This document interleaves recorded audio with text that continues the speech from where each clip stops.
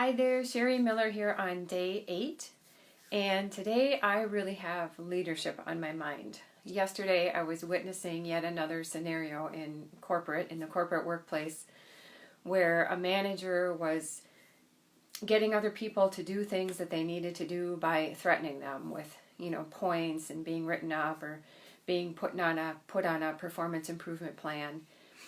And these are people that we call leaders. And when we think of great leadership, I'm betting if I ask you, who have you witnessed that has been a great leader? And it doesn't have to be like massively great out in the world, a big person that everybody knows, just in your life. When have you seen someone behave as what you would call a great leader? And I'm betting that for most of you, it's rarely a manager or a supervisor or even a CEO in corporate. I think a lot of them are not.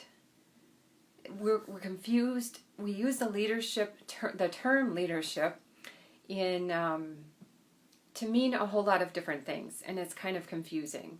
So they're in leader roles, but they're not really behaving as leaders. And I think everybody kind of gets this on a gut level, because if I ask you who's a great leader or who's even a good leader, you're probably not going to say any of those people. But yet we call them leaders.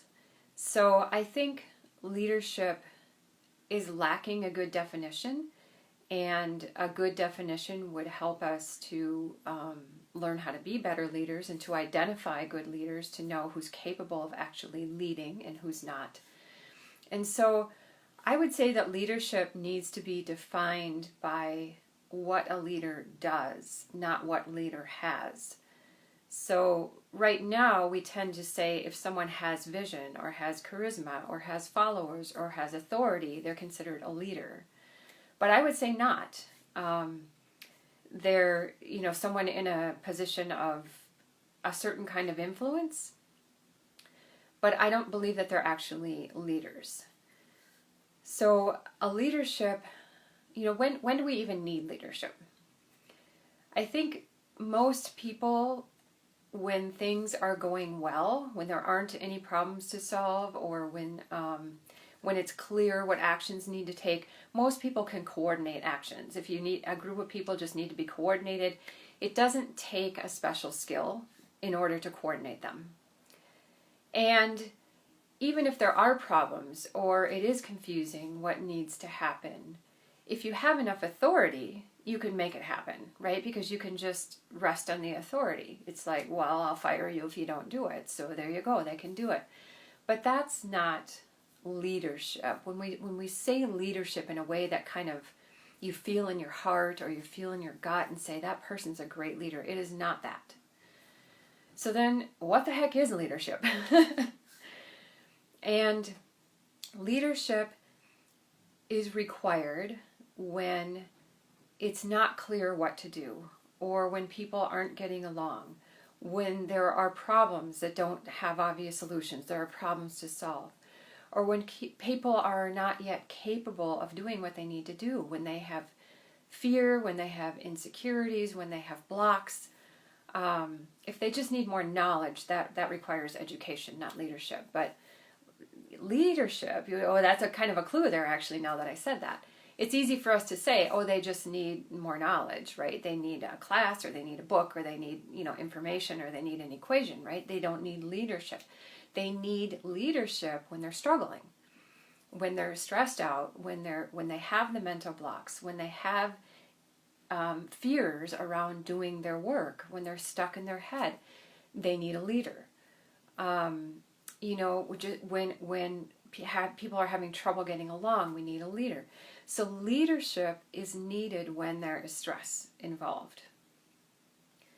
And I would say leadership is needed because there's stress involved. And I actually define leadership as the channeling of other stress energy into the flowing energy of productive action.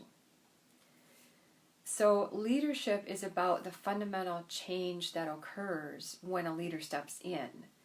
And when someone can step in and change the energy, The leader is the one who changes the energy. Then we call them a leader. That's a great leader. We know in our gut that that person is a great leader, even if you couldn't identify why. We all know when someone stepped into their leadership. Leadership has nothing whatsoever to do with authority. You can be authoritatively the lowest person in the room, the lowest person on the rung in the ladder in the room, and lead the room. Leadership is all about the capacity, or it's all about changing the energy. It's not just the capacity, it's the one that is changing the energy. The leader is the one that's most grounded. Energy flows to ground. So whoever is the most grounded in the room and willing to stand in that space is by default the leader. The leader is the one who changes the energy.